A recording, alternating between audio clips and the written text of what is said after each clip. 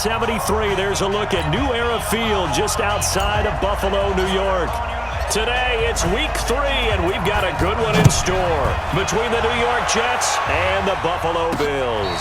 This will be fielded on the back line of the end zone. Good work, boys. Let's go. So here come the Bills on offense for the first time. They'll be led out by the 7th overall pick in 2018 from Wyoming. It's Josh Allen.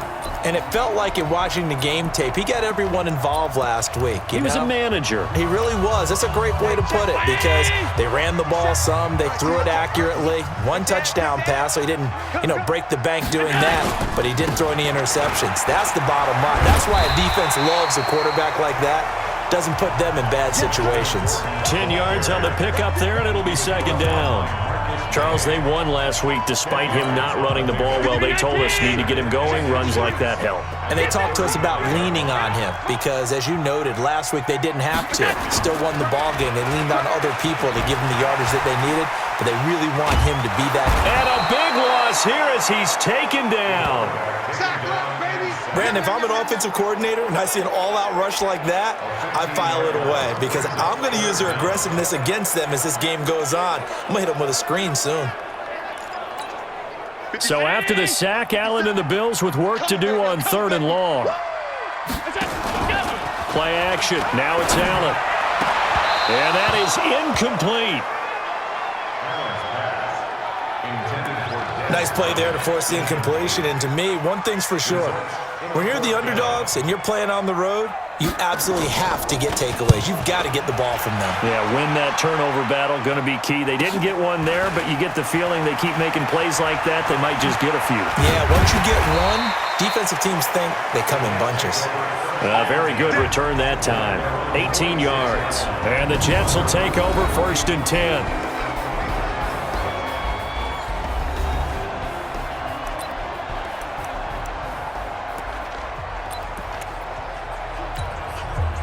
Good starting position for the Jets as they come up 1st and 10 at their own 46. Now the first carry for Ty Montgomery.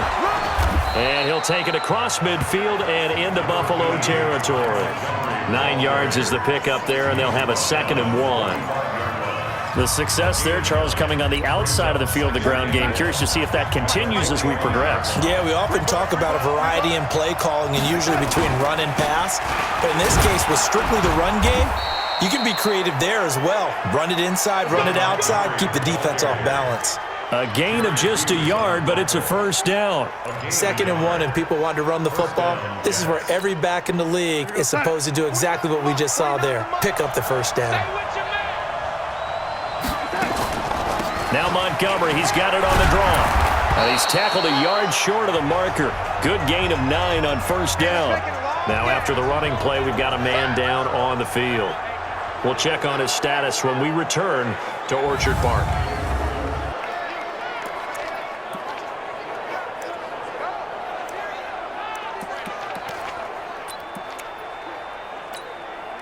The last run got 9. That leaves him with 2nd and a yard.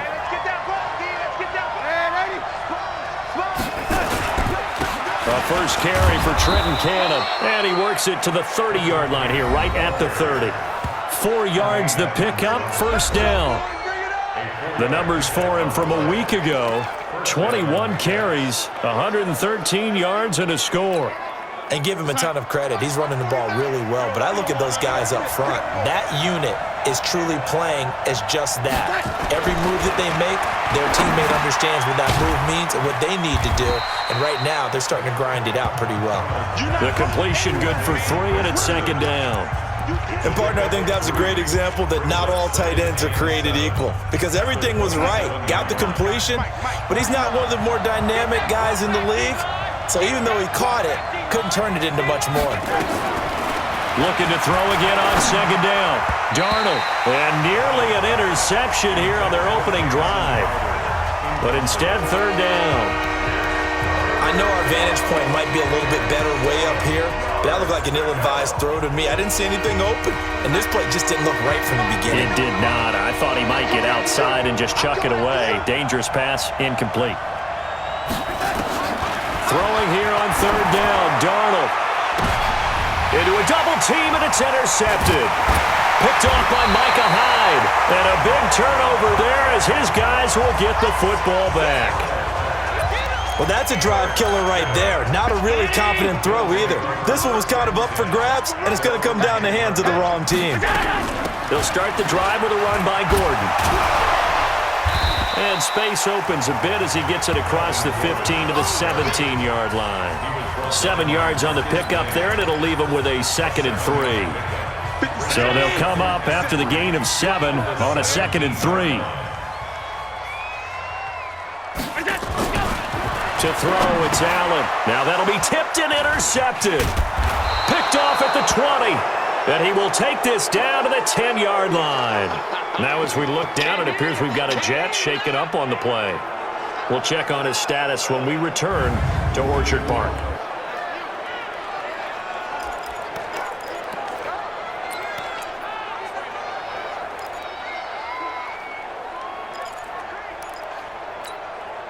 Suddenly, it's 1st and goal after the interception. A quick change in the situation here. After the interception, here's Darnold. Herndon hauls it in for the Jet touchdown. Chris Herndon, his first touchdown here of the new campaign, as his guys are able to strike first here in this opening quarter. Well, that didn't take long. The turnover instantly almost turning into points. And when that happens, a lot of teams have the mentality of let's strike right now. You've got them off balance after the turnover or the takeaway. Let's go get it. And that's exactly what they did.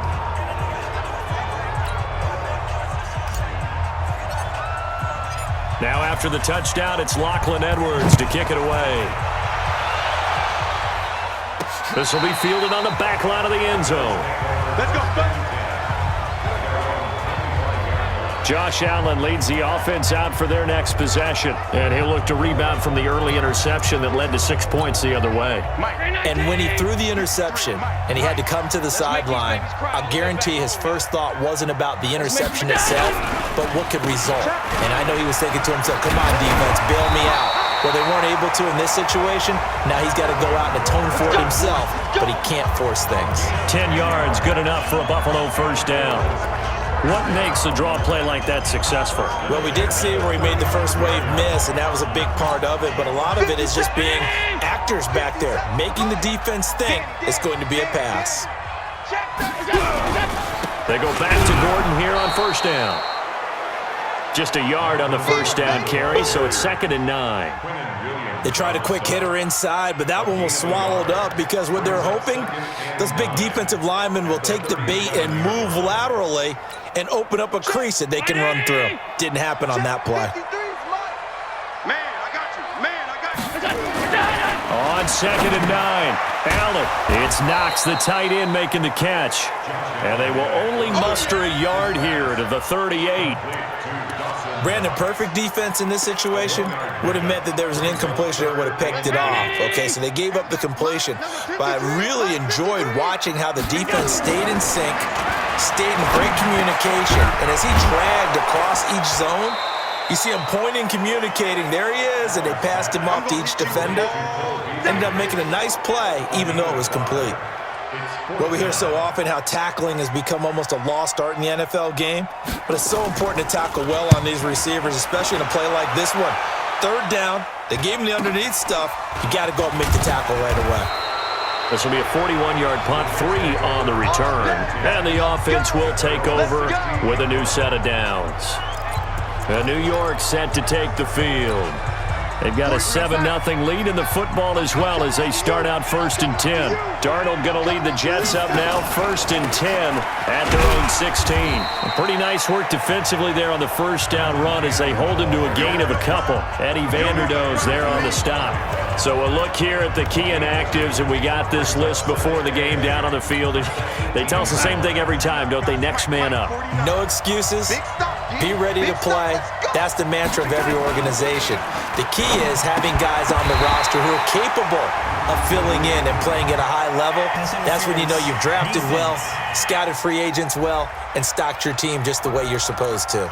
Trying to defend the out route there, got the PI call. And you know what's difficult about that one is sometimes you want to make the undercut move and go for the football, and other times just want to hang on the upfield shoulder and make the tackle. I think he got caught in between and created a foul. Now a pass taken in by the tight end Herndon, and up to the 35 before they're able to knock him down. It'll go as a gain of 11 and a Jets first down. Ball up to the 35 now as they come up on 1st and 10. They'll run on first down with Cannon. And the result here, a pickup of 8. Leaves them with 2 to go on 2nd down. Despite the blitz, they're still able to pick up a nice solid gain. The disadvantage of blitzing often alters the normal spacing and run fits and leaves creases like they were able to exploit right there.